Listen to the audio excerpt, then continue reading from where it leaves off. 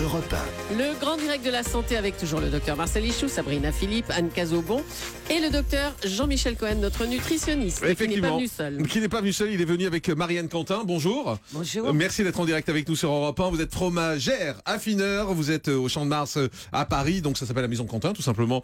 Chez vous, vous êtes venu avec un plateau de fromage exceptionnel. On a mis ça sur les réseaux sociaux. J'ai mis ça sur mon Twitter, sur les Facebook, etc. Vous allez voir, c'est magnifique et c'est sur europe1.fr. On va parler avec vous des fromages de l'hiver. Tartiflette, raclette, fondue savoyarde. L'avantage de l'hiver, c'est que là, c'est la saison idéale pour consommer des plats délicieux. On va voir avec le docteur Jean-Michel Cohen si on peut manger de tous les fromages à volonté. Auparavant, c'est quoi les fromages de l'hiver ?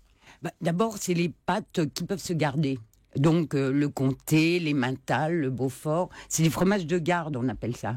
Parce que toutes ces régions étaient très enneigées, il n'y avait pas moyen vraiment de transport, et donc ils faisaient des gros fromages pour conserver l'hiver. Ah, c'est pour ça en fait. Bien sûr. Et lesquels se gardent en fait ? C'est ceux qui ont une pâte dure ou pas forcément ? Les pâtes dures se conservent bien évidemment très longtemps, puisqu'on a des comtés qui peuvent atteindre plus de 36 mois. Donc c'est vraiment des fromages de garde. Est-ce que si le fromage est dur, c'est qu'il est moins gras ? Non. En fait, plus il est dur, plus il est gras. Mais non. Bah si. Ah bon, mais moi je pensais que le gras ça ramollissait, au contraire. Non, au contraire, faut des fromages qui s'abandonnent, du style Camembert, Ouais. Saint-Marcelin, Saint-Félicien, Mont-d'Or.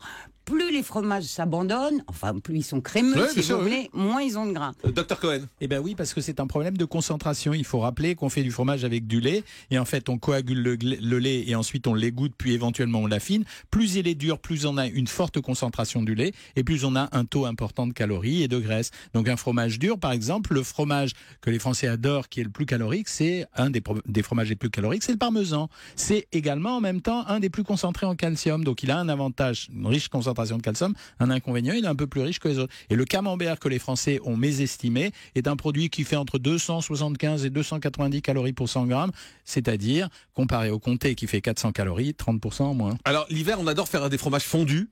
Par exemple, parlons des fromages fondus. Qu'est-ce qu'il y a Qu'est-ce qu'on peut faire ? Alors, vous pouvez faire une fondue.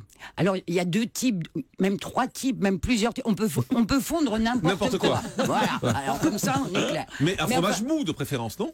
Ah non, il faut des pâtes dures. Il faut des pâtes dures pour les faire fondre ? Alors, en Franche-Comté, par exemple, on fait la fondue avec le comté. Quand vous allez en Savoie, la fondue savoyarde, on essaye de mettre des fromages de la région. Donc, c'est ce que je vous ai apporté sur ce plateau. Alors, vous avez amené quoi ? Du comté, c'est un mauvais exemple, mais vous faites du Beaufort, de l'Emmental et de la tome d'abondance.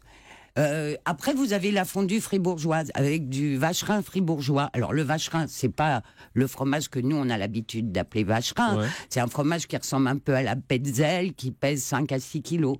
Et alors, pour faire une fondue, c'est la température. Ça, c'est très important, parce que si vous mettez trop chaud, là, votre fondue est ratée. Un peu de vin blanc. Avant, on mettait du kirsch. Alors, Oui, moi, je trouve oui. que ça n'a plus C'est un peu aucun... fort. Oui, c'est un peu fort. Mais moi, je suis surpris de voir de l'emmental dans la Mais fondue. Je pensais absolument, pas. parce que ça fait filer. Et c'est un fromage savoyard. Et moi, c'est un emmental grand cru. Ouais, Vous genre, avez j'imagine bien. emmental et emmental. C'est ça, c'est ça.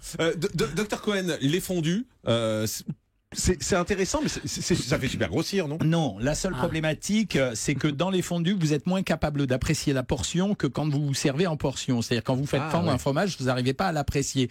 Alors par exemple, quand vous m'avez expliqué, moi je connais Mme Quentin, l'exemple type de la tartiflette. Alors il y a 2 stratégies. Il y a ceux qui vont faire la tartiflette diététique. Mais est-ce que c'est vraiment une tartiflette ? Alors qu'il faut des pommes de terre sautées, des oignons revenus et du reblochon, dont vous m'avez appris, Mme Quentin, qu'il faut le faire cuire avec la croûte au-dessus pour que le fromage fonde bien. Avec la croûte en dessous, pardon. Il a mal appris ça. La croûte en dessous pour que le fromage fonde. Alors, mais quand vous prenez une tartiflette diététique, vous mangez plus de la tartiflette. Donc soyez gentils, coupez la portion en 2 et faites-vous plaisir avec une vraie Mais tartiflette. c'est quoi une tartiflette diététique ? Une tartiflette diététique, il y a des gens qui vont vous dire, au lieu de mettre un peu de crème fraîche et de faire revenir les pommes de terre dans de l'huile, prenez des pommes de terre bouillies, prenez au lieu des lardons oignons fumés, et prenez tout, du jambon blanc, etc. micro-ondes. Mais c'est plus une tartiflette, voilà. C'est comme les fromages allégés, si vous voulez. Les Alors, fromages j'allais allégés, vous ils en ont pas parler, de goût. Marianne Quentin. Vous en pensez quoi des fromages allégés ? On voit ça qui À fleurit. chacun de son mauvais goût. Je ne vais pas, mais je vais vous dire, vaut mieux se régaler en mangeant un peu moins, mais manger bon. Hein. Et puis de toute façon, tous les jours, un tout petit bout de fromage, ça va pas vous faire grossir. Hein. Si vous avez un fromage, voilà, le truc impossible, un fromage à conseiller aux gens en disant voilà, c'est l'hiver, j'ai envie de me faire plaisir, qu'est-ce que je prends? Alors, vous avez vu que je vous ai apporté un truffé de la Marne. Ah oui, ça. Alors là, c'est un fromage festif par excellence. Hein. Alors vous m'avez engueulé parce que je vous ai dit que j'adorais le brie aux truffes et vous m'avez dit oh non, pas le brie aux truffes. C'est-à-dire que c'est ce que je vous avais expliqué. Le brie, c'est un fromage quand même qui a un peu de goût. Enfin, même beaucoup. Un bon brie de mou, ça a du goût. Écoutez, Jean-Marc, ça nous intéresse tous les deux. Après, vous savez, on met de la crème de mascarpone. C'est dégueulasse. Et après, on met de la truffe et on referme. Donc, moi, j'ai goûté. Je trouve que, si vous voulez, la truffe est annihilée par le goût du brie de mou. Donc, avec mon mari, on s'est dit, mais on va faire un truffé, mais avec quoi? Et on a eu l'idée de faire un truffé avec un style Brillat-Savarin. Voilà, hein, un triple crème de Seine-et-Marne, qu'on reçoit frais de sel, qu'on coupe en deux, on truffe, on referme, on met à l'affinage. Et alors, vous m'avez dit que le gras renforçait le goût. C'était ce que je voulais vous expliquer. C'est-à-dire que le fromage, c'est un produit qui se prête parfois à faire des mélanges. Pourquoi? Parce que le gras permet d'exalter les saveurs. Ça veut dire que quand vous mettez, alors là on a pris un produit de luxe, mais on pourrait mettre des noix, des raisins, etc. Quand vous mélangez un produit avec du fromage, la graisse exalte la saveur. Donc ça veut dire que ça vous laisse plein d'imagination pour la fabrication des fromages, à condition, je le rappelle, le fromage est un produit naturel. C'est un des rares fromages, un des rares produits dans lequel il n'y a ni additifs, ni conservateur, donc ça devrait faire plaisir aux gens. Et de temps en temps, vous pouvez vous amuser à bricoler un fromage, y compris en le faisant fondre et en inventant des recettes. Vous m'avez même pas critiqué quand je vous ai dit il y a des gens qui mettent tous les restes de fromage pour faire une fondue. Et vous m'avez dit oh pourquoi pas. Oui, moi je fais des œufs brouillés avec des restes de fromage, du Livaro, il me reste un petit bout de Livaro, un petit bout de Camembert, un petit bout de Pont-l'Évêque. J'enlève la croûte, je fais fondre et je fais des œufs brouillés. C'est à tomber. Toujours, on peut faire tout avec le fromage. Docteur Cohen, qu'est-ce qu'on peut manger en quantité de fromage? Alors, il y a des recommandations, elles dépendent du statut des gens. Je rappelle quand même que dans le PNNS, on a dit qu'il fallait manger 2 à 3 produits laitiers par jour. Dans ces produits laitiers, on incorpore le fromage. Il n'y a pas que le lait, il y a le fromage, il y a des yaourts, donc on peut manger du fromage. Donc il en faut une portion par jour, c'est très bien. Une portion, c'est combien de grammes? Une portion, c'est 40 grammes environ. D'accord. Et quand vous avez aucun problème, et notamment pas de problème de cholestérol, parce que le problème du fromage, c'est un peu de graisse saturée en plus, dont on vient de se rendre compte qu'elles sont pas si inutiles que ça, eh bien, on en prend 1 à 2 fois par jour si on en a envie. Mais moi, ce que je recommande, c'est de se faire plaisir. Le fromage, c'est une des meilleures protéines avec la protéine de l'œuf. Donc on peut se faire de temps en temps un repas juste fromage et la quantité à ce moment-là, c'est 120 grammes. C'est quand même la moitié d'un camembert, c'est pas si mal que ça dans la soirée. Je vais vous poser, Marine Canton, une question qui va sans doute vous faire bondir, mais c'est pas grave, c'est intéressant pour nos auditeurs. Qu'est-ce qui différencie le fromage qu'on achète chez un fromager du fromage qu'on achète dans un supermarché? Sous vide. Oh la question. Non mais c'est pas une mauvaise question. Merci. Je vais vous expliquer déjà. Nous on vend les fromages au lait cru, mais on représente que 12% de la consommation de fromage. Donc on peut pas dire que 85% des gens mangent mal. Non, mais la plupart possible. des gens achètent leur fromage dans les supermarchés sous vide, il faut dire les choses. Alors, par exemple, je prends le comté, ça n'a rien à voir. Vous voyez, nous, on n'a que des comtés que les vaches sont à l'herbe, c'est des comtés qui peuvent aller jusqu'à 36 mois, etc. Bon. Et les mentales, par exemple. Les mentales, c'est pas des mentales, finalement, où qu'ils soient? Écoutez, non, mais je le fais exprès, mais c'est volontaire. C'est de l'emmental grand cru, fabriqué en Savoie. Ouais. Voilà, parce que bon, bizarrement, vous savez, pour faire un bon fromage, qu'est-ce qu'il faut? Il faut que les vaches mangent de la bonne nourriture. Ouais. Après, quand elles ont mangé, elles vous donnent du bon lait. Mais après, il faut le savoir-faire du producteur. Hein, et après, on affine. Voilà. S'il y a une de ces conditions qui n'est pas remplie, on n'aura pas un bon fromage. C'est clair. Hein. Et quand c'est sous vide, quand c'est vendu sous vide?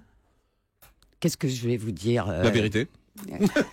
Je trouve que ça n'a pas grand intérêt. Ça perd du goût? Bien sûr. Dr Cohen. Alors oui, ça perd du goût parce qu'à partir du moment où vous faites du fromage sous vide, vous êtes rentré dans un fromage de production industrielle rapide. Donc ça signifie qu'il n'y aura pas de temps d'affinage. Ça signifie que le lait qui a été pris, il aura un prix moyen pour pas déborder économiquement la valeur. Et donc c'est pas du lait de première qualité avec des pâturages de première qualité, un affinage et un savoir-faire de type artisanal. Voilà. On peut faire le tour du plateau qu'on a là et vous nous dites les particularités de chaque fromage qu'on a. On commence par là.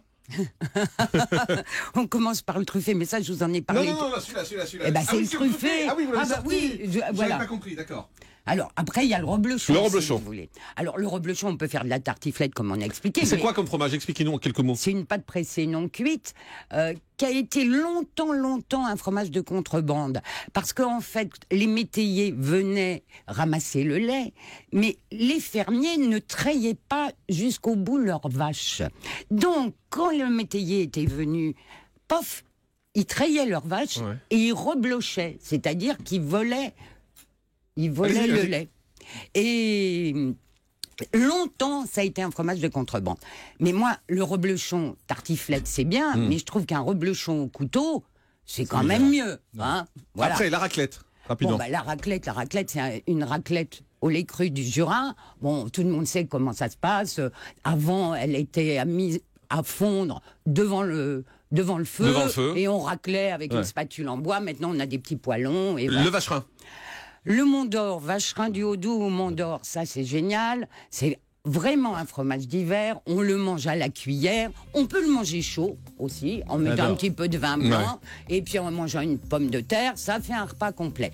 La tome d'abondance, c'est un fromage à manger au couteau ou à mettre dans votre fondue. Ah oui, ça va dans la fondue. Ça. Les mentales, on en a parlé. Et le comté. Le comté, bah, vous faites une fondue qu'au comté et c'est top. Du comté, vous pouvez même mettre 2 millésimes dans le comté. C'est génial. Allez, merci beaucoup Marianne Quentin, fromageur raffineur. Vous êtes sur le Champ de Mars à Paris. Il y a le guide de l'amateur de fromage aux éditions Albin Michel. Et puis on vous retrouve également sur Facebook, sur Twitter. Il y a une application également de votre maison Quentin. Merci d'avoir été avec nous et surtout de nous avoir amené tout ça.